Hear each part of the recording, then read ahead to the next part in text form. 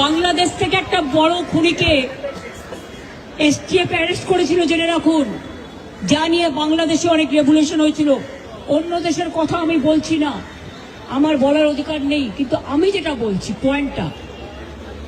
তারপরে তারা মেঘালয় দিয়ে বাংলায় চলে আসে। বাংলায় যখন চলে আসে তখন আমাদের এসটিএফ তাকে ধরে, এটা তাদের ক্রেডিট। তারপরে হোম মিনিস্টার নিজে আমাকে ফোন করে বলছেন, এতদিন তো কই আমি বলিনি, মুখ করিনি, আজকে অত্যাচারের শেষ সীমায় গেছেন বলে।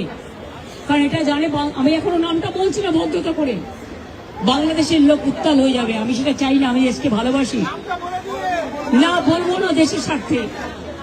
কি বললেন? आप थोड़ा आपको बंगाल पुलिस को बोल दो ये बात बाहर में नहीं कहने के लिए,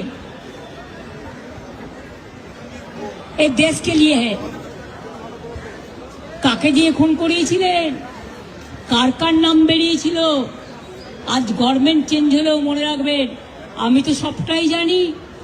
আমার হৃদয়টাই একটা কথা ভান্ডার, তথ্য ভান্ডার, সত্য ভান্ডার।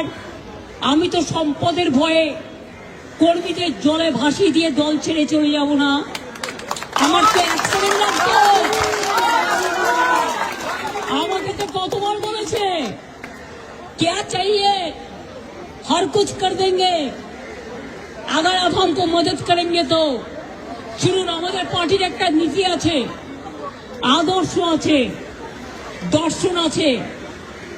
আজকে আমার দুঃখ একটাই, যাদের জন্য সারা জীবন করেছি তারা আজকে গদ্দারের সাথে লাইন করছে।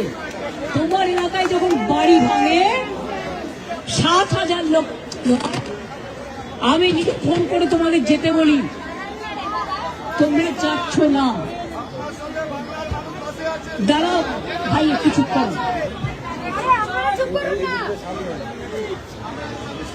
আমি আপনাদের বলি, আমি বলেছিলাম যখন মসজিদের মাইক কেড়ে নেওয়া হচ্ছিল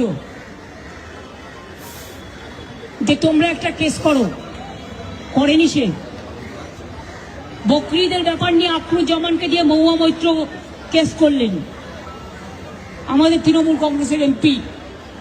আর যারা আজকে গদ্দারি করছে তৃণমূলটাকে ভাঙবার জন্য, আমি বলি ঈশ্বর আল্লাহ তেরে নাম সপ্ত সুমতি দে ভগবান।